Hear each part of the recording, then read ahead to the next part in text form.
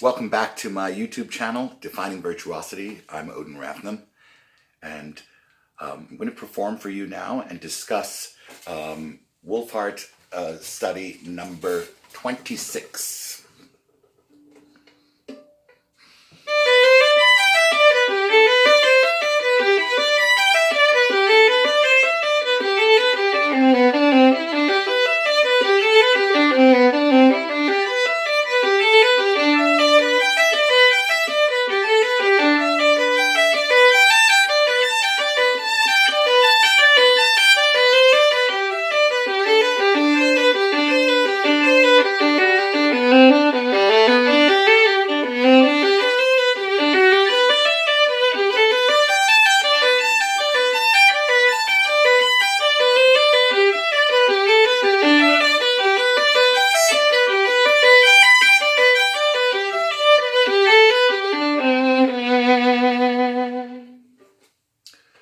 This study is actually very difficult.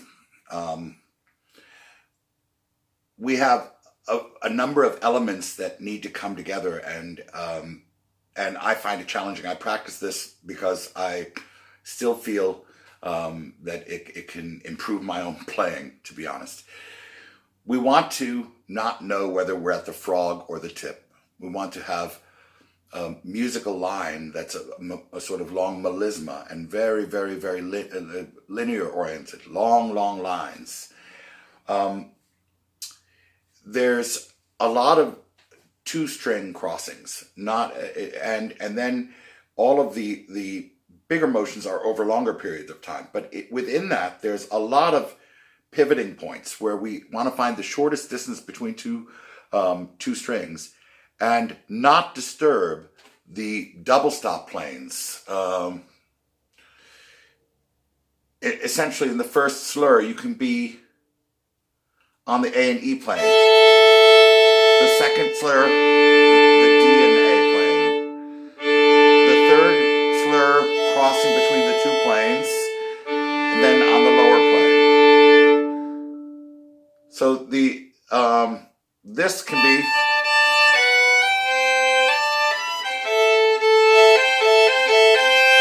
here. This one in both hands. You can be on that plane in the bow.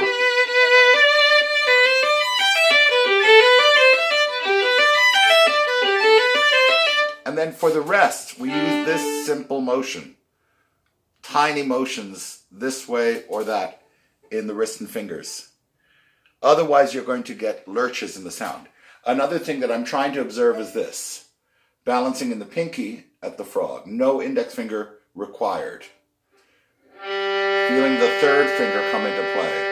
The second finger come into play. And the first at the tip. I have to make another correction. I'd like the bow to be horizontal over the floor.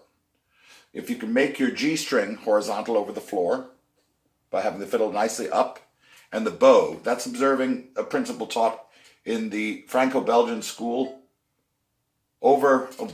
we hear references to it in the 1850s and 60s. The students like Cesar Thompson and others from the Franco-Belgian school, there are pictures of the bow being oriented this way. And then again, you'll see the elbow slightly under the bow so that it feels like it's hanging, the wrist slightly above.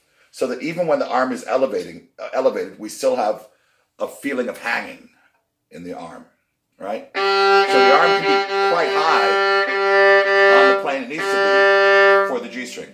When the bow is like that, the sound is more resonant. Everything, because the laws of physics are working with us. Yeah, the fiddle comes up to meet the string, and it takes very little effort. Yeah.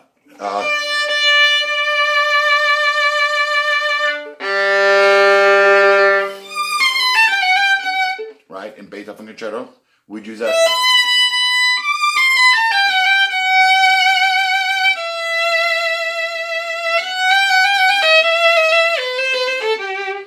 So this idea of balancing the bow from the frog to the tip so it's easy can be improved also by literally getting louder in one direction, practicing getting louder towards the tip. Soft, louder, louder, louder, louder, louder, louder, loudest.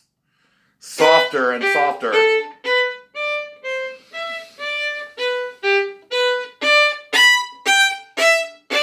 I know that's not very pleasant, but that can be practiced, you know, crescendo,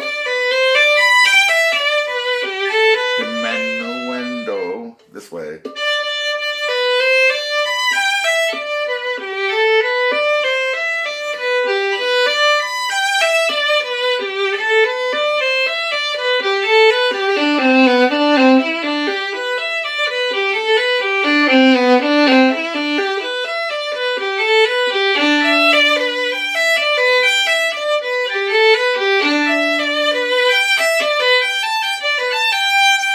And this will help you to equalize it. Once you've done that with the study, I think it's also important that we give ourselves some other exercises. I have to spend some time thinking about the freedom of my vibrato as a separate issue. So I'll practice.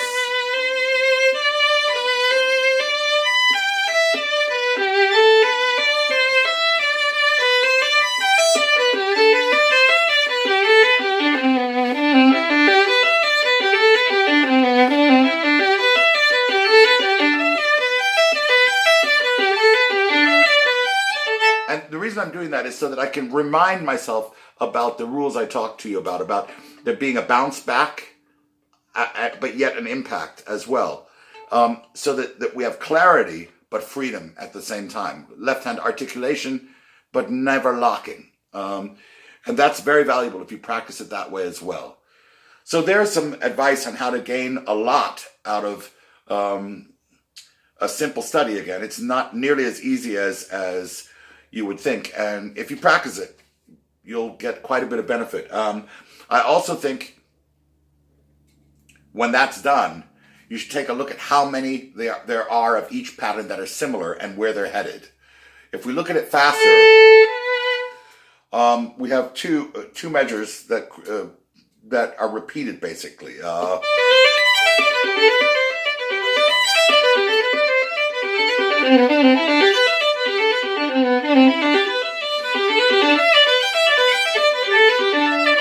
Then it changes.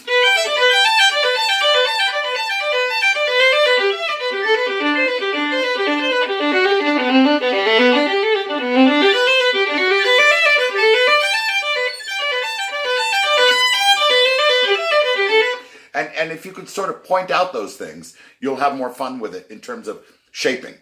That's for the more advanced student. And it's actually, I can't tell you how healthy these are. Just practice them. And if you enjoyed this, share it with friends, subscribe to my channel, and look out for my next video coming up shortly.